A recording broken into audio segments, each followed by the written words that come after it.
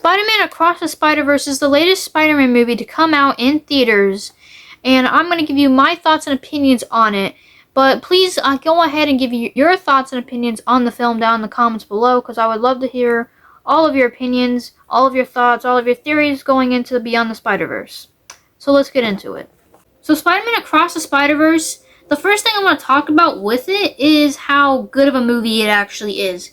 Because it is a spectacular movie. The animation is amazing. The voice performances by all the voice actors is spectacular. The overall story is just amazing by itself. We start the film off with Spider-Gwen, or Gwen Stacy, Ghost Spider, whatever you want. She has multiple names. She goes by multiple. We spend the first 20 minutes with Gwen Stacy, which is a good amount of time to start with the opening. She recaps the events of the first movie with a drum sequence. The animation looks really good there. A lot going on screen. It's easy to follow too. Since we spend the first 20 minutes with Gwen Stacy, a lot of stuff happens.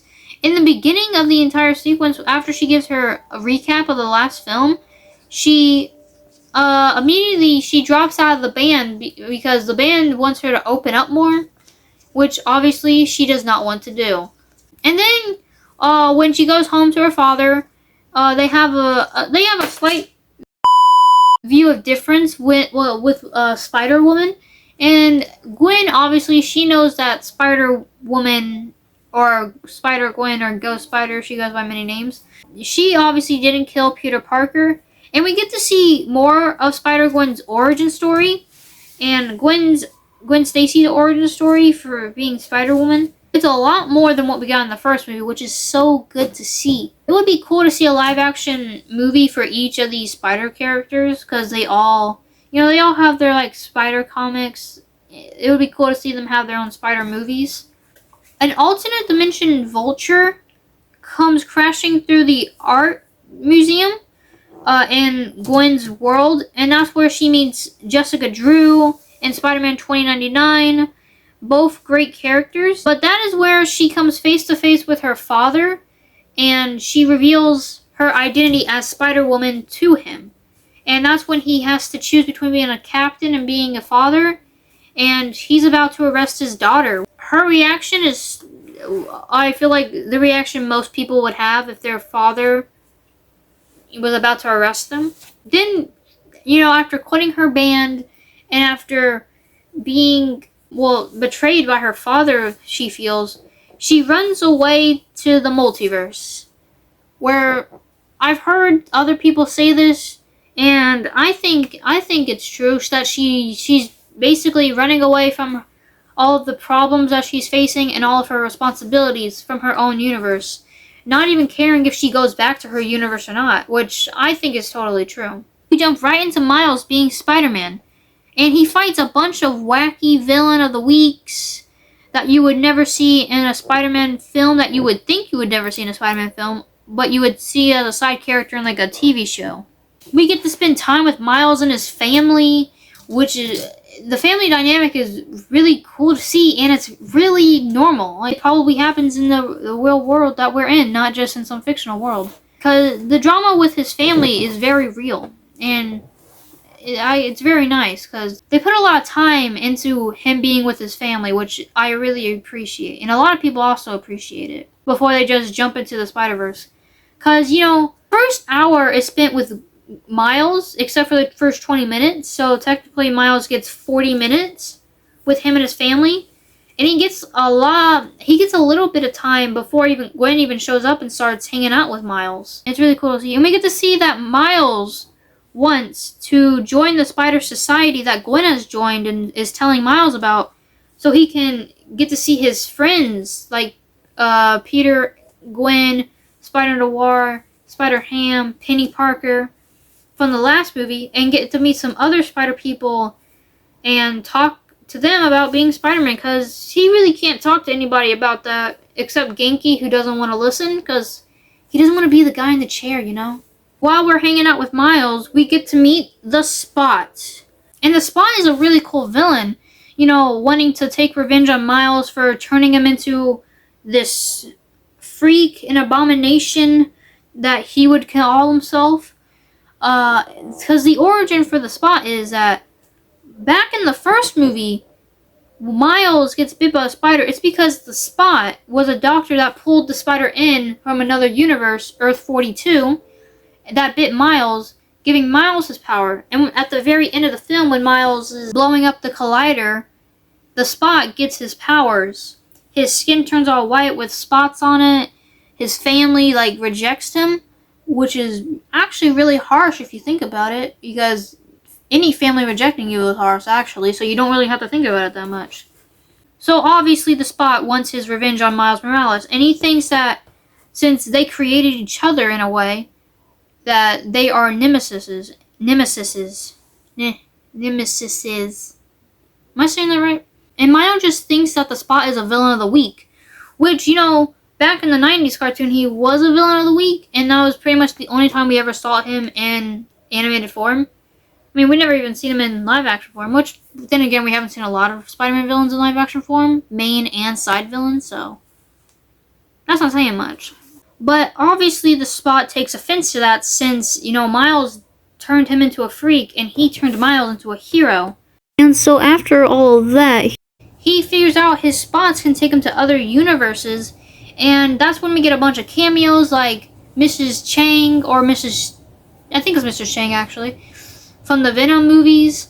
We get the Lego Spider-Man, which was animated by a 14-year-old. And so the Spot goes to every universe that has an Alchemax building, and he gains more and more power, more and more spots, until he succeeds. His entire body is covered in spots. There's no white spots at all, except for maybe like a strand or two.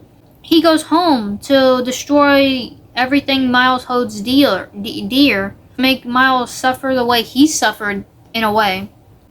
And the Spot does what he sets out to do. He becomes a threat. Like Miles' nemesis. He becomes what he wanted to become. He did what he set out to do.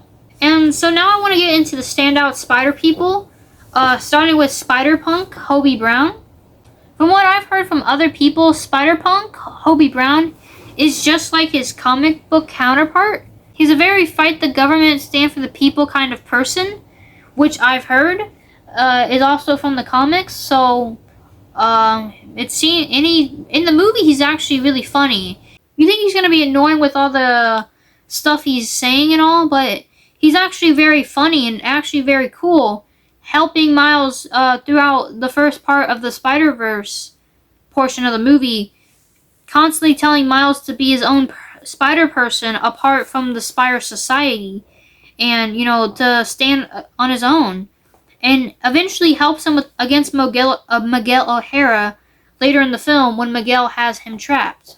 Overall, Spider-Punk is a very fun character. His animation is so crazy. It's so unique. I've never seen animation like that. I don't think of it. Like, I can't think of any other animation like his. It's so unpredictable and unique, just like the character itself being unpredictable with, you know, he doesn't believe in consistency and all that. Which is why it took 3 years to come up with, execute, and finish his animation style. Overall, Spider-Punk is a really awesome character, and I cannot wait to see more of him in Beyond the Spider-Verse. This brings us to Indian Spider-Man, which I want to talk about next. Indian Spider-Man Pavitar Pravarkar is, I would say, the happiest Spider-Man in the movie. He has a great girlfriend, he has an amazing school life and out of school life.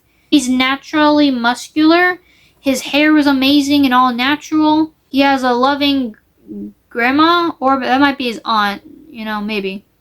And so yeah, he basically has the perfect Spider-Man life where everything's going fine for him, which now leads me into canon events. Canon events, we all know what they are. They're important pieces to every Spider-Man's life. And since Pavitar missed out on his canon event, that drastically changed his character development, the character development of his world and the people around him.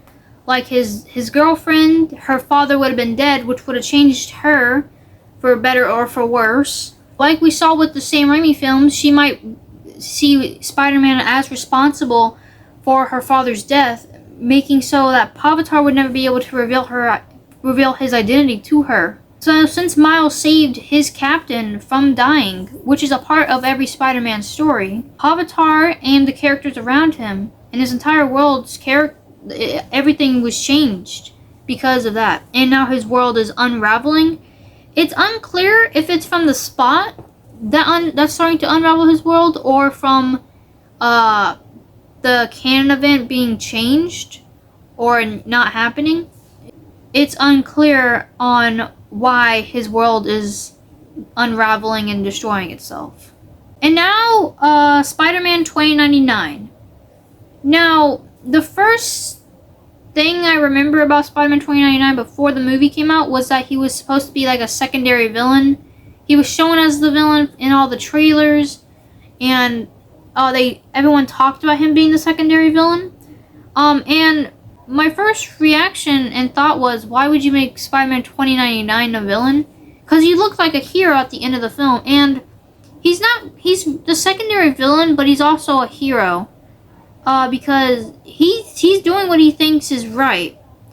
And he's trying to save the multiverse and keep it intact.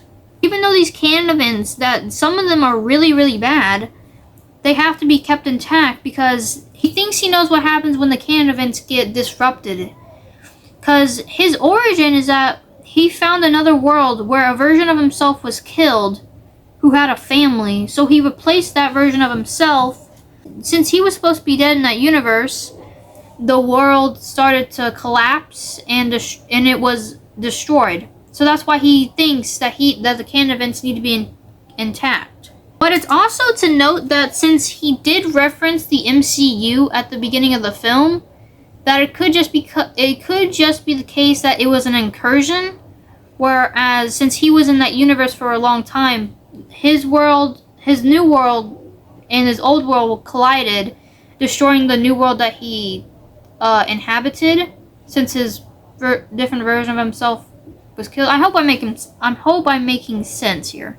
It could be because the canon event was disrupted, but it could also be because of an incursion. So Spider-Man 2099 thinks he's in the right, but also is kind of in the wrong at the same time for just letting all these terrible things happen. Because if you know something bad is about to happen, it's your responsibility to make sure that you do everything in your power to make sure that bad thing doesn't happen. And even if it still happens, it's okay because you know that you tried your very best to make sure that bad thing never happened. So in that case, Spider-Man 2099 is a really good villain and hero. And he's just overall a really good character, and I cannot wait to see more of him in Beyond the Spider-Verse.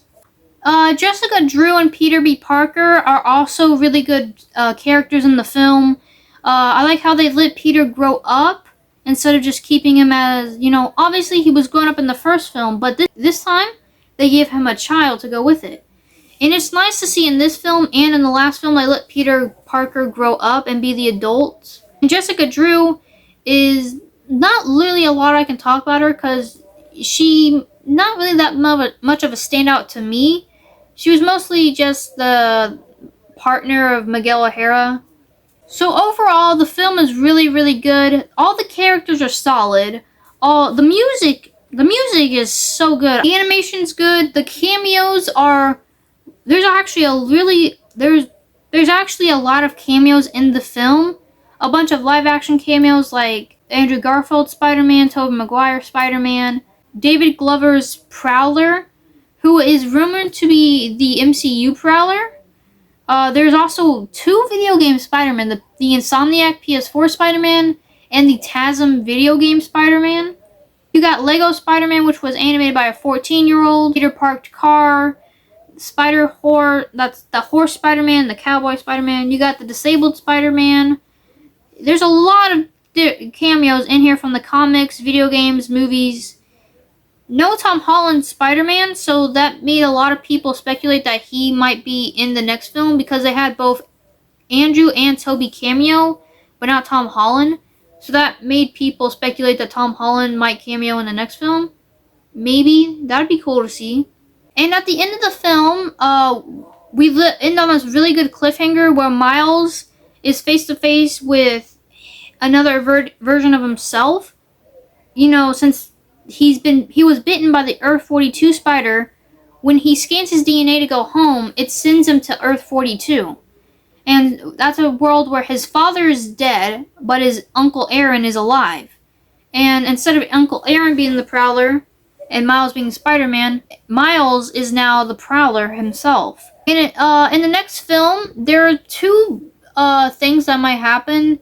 Miles might have to fight an evil version of himself, or if there's a theory that Miles, the Prowler version, is a hero, and because why would they have to sneak around if there's villains, since this world is run by the Sinister Six cartel?